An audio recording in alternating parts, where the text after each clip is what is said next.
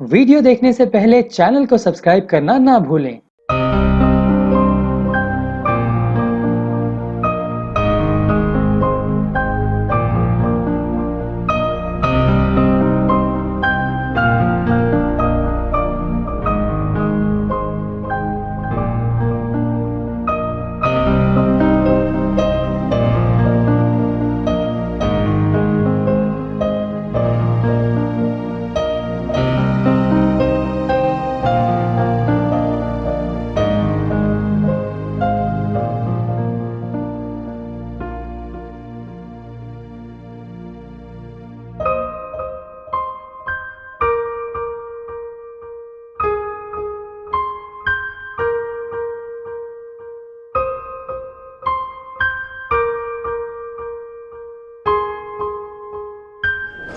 तो ये फिल्म का नरेशन मुझे डायरेक्टर्स ने दिया था।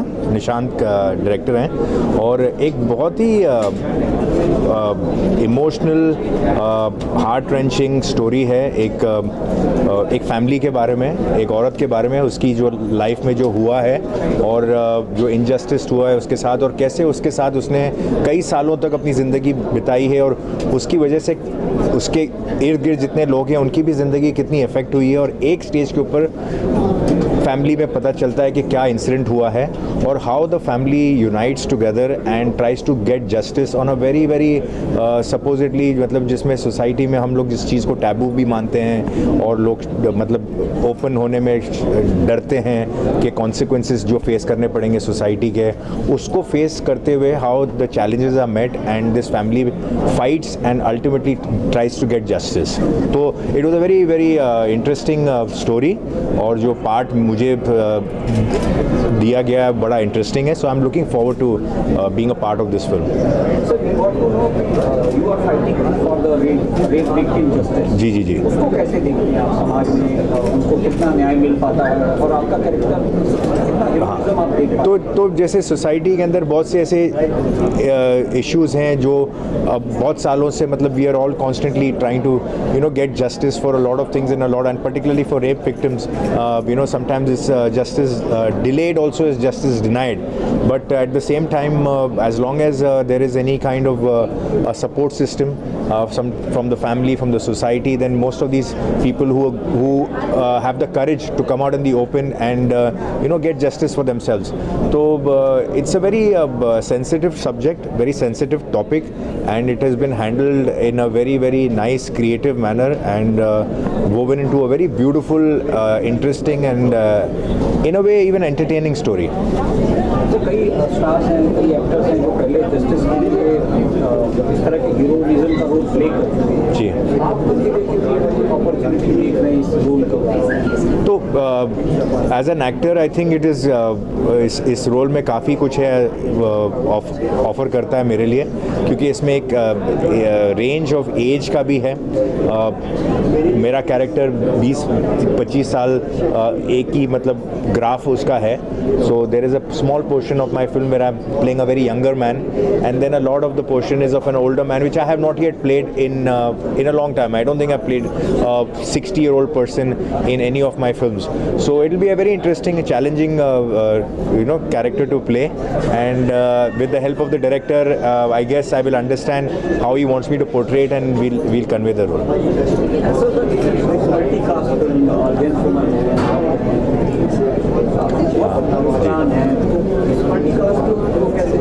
हाँ, तो ये सारे यंग लड़के हैं, टैलेंटेड लड़के हैं, इनके साथ एक अपॉर्चुनिटी मिल रहा है मुझे भी काम करने का, इनसे भी कुछ सीखने का, because they are all very enthusiastic, talented, and there's lots to learn from them. So I look at it as an opportunity when I can work with all these energetic young actors, and they're all hardworking, and I'm really looking forward. I think we have a good team and a good bunch of actors who are very, I would say, charged and have got a lot to prove, and are really excited. I think जहाँ तक return ticket का सवाल है, एक बहुत ही emotional कहानी है about the survival of a rape victim. It's an emotional family drama और मैं एक एंटागनिस्ट का किरदार प्ले कर रहा हूँ फिल्म में। ज़्यादा जो है अभी मैं अपने किरदार के बारे में कह नहीं सकता, बट एक बहुत ही इंटरेस्टिंग किरदार इसीलिए है मेरे लिए प्ले करना because a it's an antagonist, b because एक एज ग्रुप दिखाया है हम लोगों ने from being a 30-year-old to being a 65-year-old। So it's going to be a very difficult task for me to play this. ये किरदार मैं पहली बार ऐसा करने वाला हूँ कि मैं एक 65 साल का आदमी प्ले करने वाला हूँ। So it's very very interesting and very intriguing for us. और जिस सेंसिटिविटी से आई थिंक निशांत सर ने इवन द पोस्टर लॉन्च को हैंडल किया है, जो पीछे बैकड्रॉप था एक पोइट्री थी, the poster is so beautiful as Arbaaz sir said कि एक बैक शॉट है लड़की का, एक पेंटिंग है लड़की की, उसने सब कुछ कह दिया। So I am really hoping that people connect with the film. I am looking forward to start filming for this. Multicast है सर जी मैं हूँ नहीं तो मैं देव मेरे फ्रेंड हैं, रुस्लान मेरे फ्रेंड है, अरबाज सर को ऑब्वियसली मैं पहले से जानता हूँ और सबके साथ आई एम श्योर काम करके बहुत अच्छा लगने वाला है। जब आप दोस्तों के साथ काम करते हैं तो आपकी केमिस्ट्री कुछ अलग ही होती है बिकॉज आपका एक तरीके का कंफर्ट लेवल होता है। So I am really looking forward to working with them. OTT platform पे इनका दौर चल रहा है, आप एक तो कर चुके हो, सेकंड मेरे ख्याल से ये है।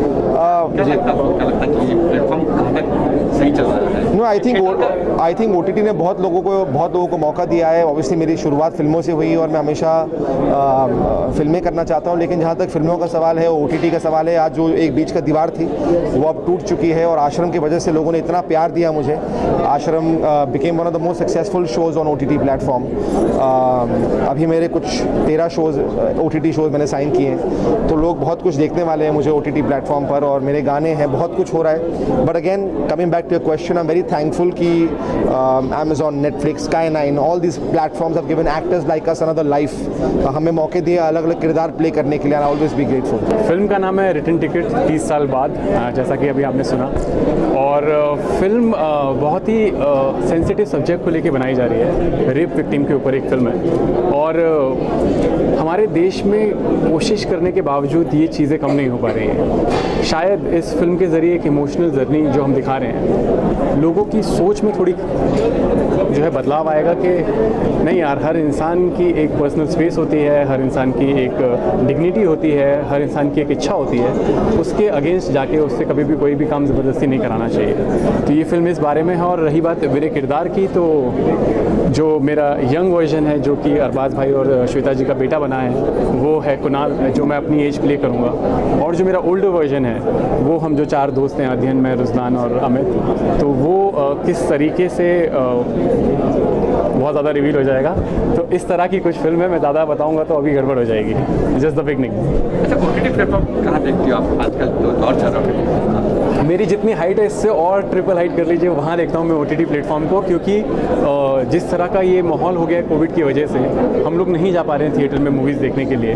लेकिन हमारी ये रिस्पॉन्सिबिलिटी बनती है कि हम अपने ऑडियंस को हमेशा एंटरटेन करते रहें। और ये एक ऐसा माध्यम है ओटीटी जो हमारे ऑडियंस को उनके टेंशन, उनके डिप्रेशन, उनकी सारी परेशानियों से दूर करके उनको एक एंटरटेनमेंट देता रहे, उनको एक सीख देता रहे, उनके साथ कुछ ना कुछ इन्वॉल्व रहे, जिससे कि जो एक मेंटल प्रेशर होता है इंसान के अंदर जब काम नहीं होता है, जब हम बाहर नहीं जा सकते हैं, जब हम इस तरीके के प्रोसेस में होते हैं कोविड की वजह से, तो एटलीस्ट वो अपने मूड को लाइट रख सकें और एंटरटेन हो सके साथ साथ। तो OTT is very important. Sir मैं आपको ये 30 साल बाद की कहानी तो बताऊंगा नहीं, रिवील कर नहीं सकता, बट मैं ये बताऊंगा इसमें मुझे ज़रा भी टफ नहीं हुआ कास्टिंग करने में, क्योंकि कम सर हमारे डायरेक्टर हमारे साथ हैं, तो इन्होंने मुझे इतना फ्रीडम दिया इस चीज़ को लेके कि आप कास्टिंग अपने हिसाब से कर सकते हो। ये फर्स्ट टाइम हुआ है कि एक कास्टिंग डायरेक्टर को एक ये मिला है कि आप बिंदास अपने हिसाब से कास्ट कर सकते हो, लोगों को बता सकते हो,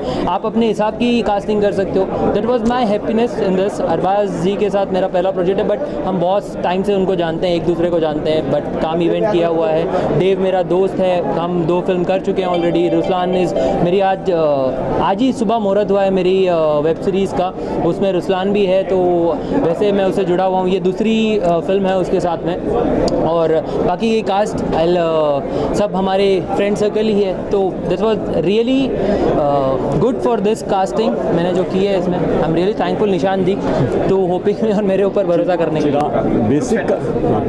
बेसिक कहानी क्या है कि ये कहानी है आपके ज़िंदगी के तजुर्बों के बारे में, और आपने कभी भी लाइफ में कुछ भी किया है अपराध, मोबाइल से कुछ भी किया है अगर ज़िंदगी में तो उसका भुगतान आपको करना पड़ेगा। It's all about karmas. ये फिल्म उस बारे में। रिटर्न टिकट मतलब क्या? रिटर्न टिकट मतलब कर्मा। आज आपने कोई बीज रोपा है, हम कई बार कुछ चीज़ भूल जाते हैं ज़िंदगी में, लगता है कि इट्स ओके हो गया, नहीं होता,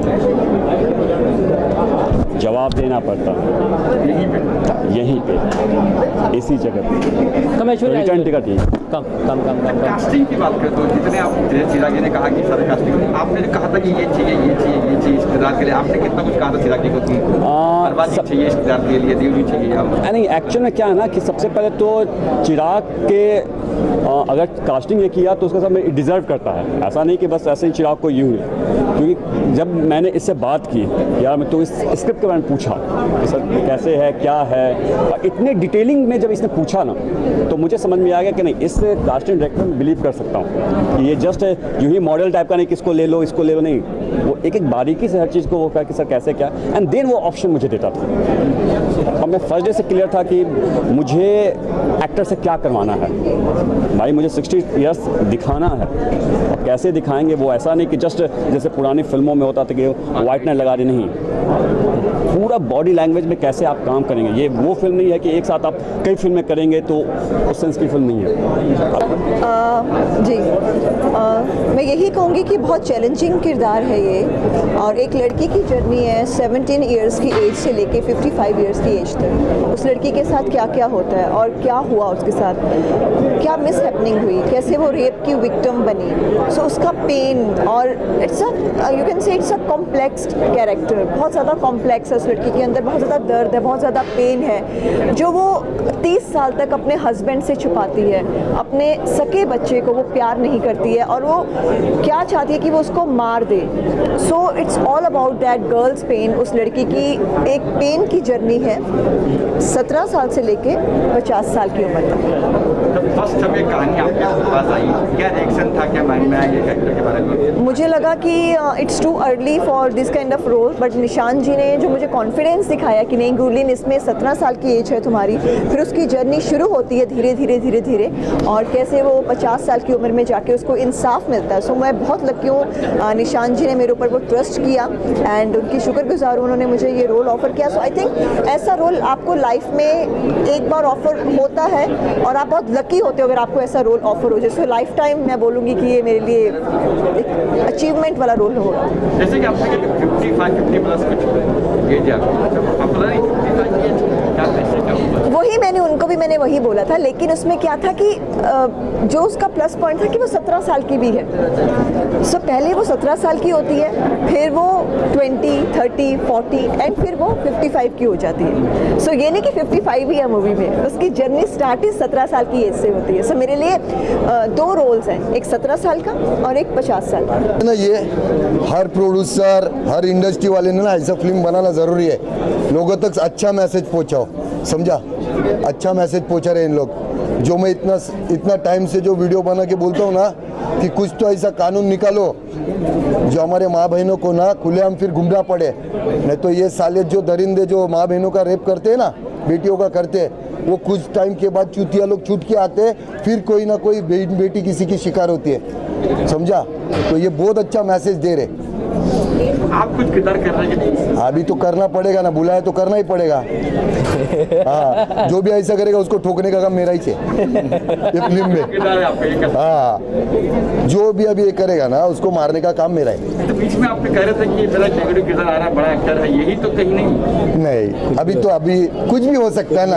हाँ, अभी कुछ भी हो सकता है, हमारे को मालूम है ना, अचानक में भयानक काम कर देता हूँ मैं। हाँ, कैरेक्टर तो फर्स्ट ऑफ ऑल बहुत इम्पोर्टेंट है और वो मैं अभी डिस्क्लोज नहीं करूँगी, जब आप लोग मूवी देखेंगे तब आपको पता चलेगा। बेसिकली ये मूवी लाइक बेस्ड है एक लेडी पे, राइट, जो भी हमारे सोसाइटी में केसेस होते हैं और उनको इंसाफ नहीं मिलता, उनको जस्टिस नहीं मिलता है, तो उस पर ये बेस्ड है स्टोरी। आप जब मूवी देखेंगे जब आपको पता चलेगा।